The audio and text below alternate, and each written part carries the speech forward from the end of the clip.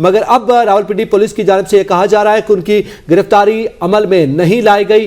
ताहम यह जरूर है कि वो इस वक्त पुलिस की तहवील में है। आया यह हिफाजती तहवील है या उनकी बाकायदा तौर पर गिरफ्तारी अमल में लाई जा चुकी है, इस बारे में अभी तक मुबहम नौयत के बयान जरूर सामने आए हैं, मगर पुलिस की जानिब से इसकी तरदीद की जा रही है कि उनको गिरफ्तार नहीं किया गया है। आपको बताएं कि कमिश्नर रावलपिंडी लियाकत अली चट्टा ने रावलपिंडी डिवीजन में इंतखाबात में धांधली का एतराफ़ किया है, जिसके बाद ये खबर सामने आई कि सीपीओ रावलपिंडी ने उनको गिरफ्तार कर लिया है। लेकिन इस वक्त पुलिस की जानिब से इस बात की तरदीद की गई है कि लियाकत अली चट्टा को गिरफ्तार नहीं किया गया, बल्कि वो पुलिस की तहवील में है। और आपको ये बताते चले कि इलेक्शन कमीशन का भी रिएक्शन सामने आया है। इलेक्शन कमीशन ने कमिश्नर रावलपिंडी लियाकत अली चट्टा की जानिब से लगाए गए धांधली के इल्जामात को मुस्तरद कर दिया है।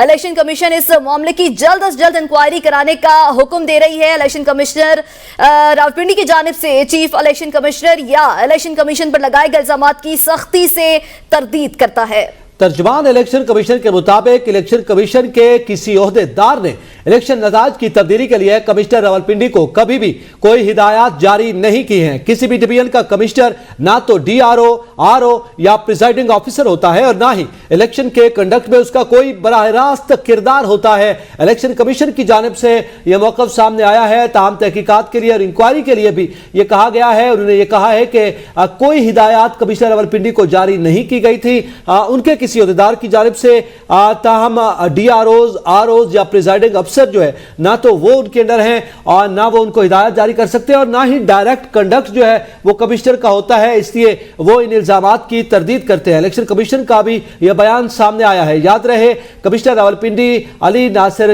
चट्टा ने बाकायदा तौर पर आज ये इल्जामात आयद किए थे कि धांधली हुई है इंतखाबात में और उनसे जाली तौर पर मोहरें भी लगवाई गई हैं, जिसके बायस वो रातों को सो नहीं पाते थे। आज सुबह उन्होंने खुदकुशी की कोशिश की, लेकिन फिर उन्होंने सोचा कि अवाम के सामने इस हकीकत को रखा जाए, जिसके बाद अली नासिर चट्टा के इन बयानात के बाद इलेक्शन कमीशन का और दीगर हुकूमती अहदेदारों के भी जो रद्द अमल है वो सामने आ रहा है। निगरान वज़ीर आला पंजाब मोहसिन नकवी ने भी इल्जामात की गैर जानिबदाराना तहकीकात का हुक्म दे दिया है। मोहसिन नकवी का इल्जामात की इंक्वायरी के लिए आला सतह की कमेटी तश्कील देने की हिदायत जारी कर दी गई है।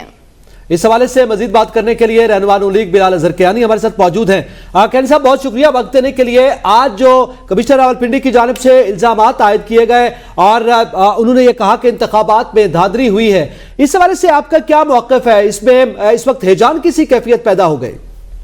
जी बिस्मिल्लाहिर्रहमानिर्रहीम। जी कोई हैजान जैसी कैफियत नहीं है जी। मीडिया में अगर अब आप एक चीज को चलाना चाहते हैं तो वो चले मीडिया के पास होता है, वो चलाती है बात को, मगर बात यह है कि ये जो मौसूफ हैं ये इलेक्शन के अमल में कहीं पे भी फीचर नहीं करते, इनका कोई किरदार नहीं है और एक इनकी इस हवाले से इनके मेरे नजदीक कोई बयान की या इनकी बातों की अहमियत नहीं है, क्योंकि उन्होंने बात भी बिल्कुल हवा में की और इनकी बात की क्रेडिबिलिटी मजीद मशकूक इस बात से हुई जब इनने कहा कि जी पता नहीं हमने हारे हुए लोगों को 50-50 हजार की लीडों से जितवाया है। 50 हजार की लीड से इनकी पिंडी डिवीजन में कोई जीता ही नहीं है। और दूसरी बात मैं फिर से दोहराऊंगा कि इनका इलेक्शन के अमल में कोई लेना देना ही नहीं है। आप देख लीजिए, आप मुझे बता दीजिए कि कहाँ पे इनकी कोई जिम्मेदारी थी इलेक्शंस के हवाले से, कहाँ पे ये प्रोसेस में फीचर करते हैं। और तीसरी बात ये मैं जरूर कहना चाहूंगा कि इनकी बातों से यकीनन ये मुझे फिक्र भी हो रही थी और ये लग भी रहा था कि ये शायद राइट स्टेट ऑफ माइंड में नहीं है। तो मैं अल्लाह ताला इन्हें सेहत भी देती, मगर बात यह है कि इस तरीके से आके कोई भी शख्स टीवी पे आके प्रेस टॉक करके कोई भी बेबुनियाद इल्जाम या बातें लगा दे, बना दे और कोई ना हवा में बात हो और बात फैक्चुअली भी इनकरेक्ट हो और उस शख्स का उस अमल में कोई किरदार ही ना हो, तो मेरा नहीं ख्याल जी उससे कोई हैजान की कैफियत या कोई उसकी कोई क्रेडिबिलिटी होती है। बिलाल कियानी साहब, आप क्या समझते हैं? यकीन ठीक है आप ये समझते हैं कि उनका मौक़िफ़ दुरुस्त नहीं है। एक तबका है जो ये कहता है उनका मौक़िफ़ दुरुस्त है और ज़ाहिर है अपनी नौकरी को कोई दाव पे भी नहीं लगाता। ब्यूरोक्रेसी का बहरहाल एक आप बेहतर जानते हैं इलेक्शन में किरदार होता है, गो कि वो महदूद सही। लेकिन इसके बाद अब इसका हल क्या है? क्या इसकी इंक्वायरी करवाई जाए, इसकी तहकीकात करवाई जाए, इसको सुप्रीम कोर्ट के पास ले जाया जाए? क्योंकि इलेक्शन कमीशन का जो मौक़िफ़ सामने आ रहा है वो भी यही बात कर रहे हैं जो आप कह रहे हैं। मैं आपसे सिर्फ 2-3 बातें कहूंगा। नंबर 1, नौकरी इनकी वैसे ही महीने में खत्म हो रही है, ये रिटायरमेंट के करीब है। और दूसरा ये कि मैं वंस अगेन आपसे कहूंगा कि मिसाल के तौर पर इंतजामिया के दीगर लोगों का इलेक्शन के अमल में एक जिम्मेदारियां लगी थी इलेक्शन कमीशन के हवाले से, मगर इनकी कोई कमिश्नर रावलपिंडी की कोई जिम्मेदारी नहीं थी। ये कहीं पे भी इस प्रोसेस में फीचर नहीं करते।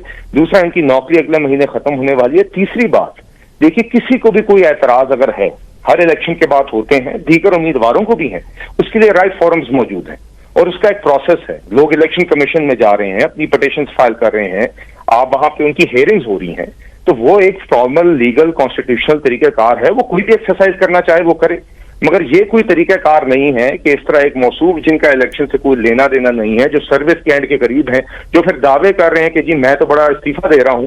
किस चीज का आप इस्तीफा दे रहे हैं? पूरी नौकरी आपने गुजार ली है। फिर इनके हवाले से भी अब हम एहतियात से बात करते हैं, हम बिला वजह जवाब नहीं करना चाहते, मगर इन मौसूफ के हवाले से भी फिर 10 बातें हैं कि इनके करियर में ये क्या क्या करते रहे हैं, किन किन चीजों में इनका शेयर है। मैं उनकी तरफ नहीं जाना चाहता, मगर अगर बात कोई सर्विस की कुर्बानी की है तो ये तासुर बिल्कुल नहीं जाना चाहिए, क्योंकि मार्च में महीने डेढ़ में ये वैसी मौसूफ रिटायर हो रहे हैं, पूरी नौकरी तो उन्होंने सब साथ रहिएगा।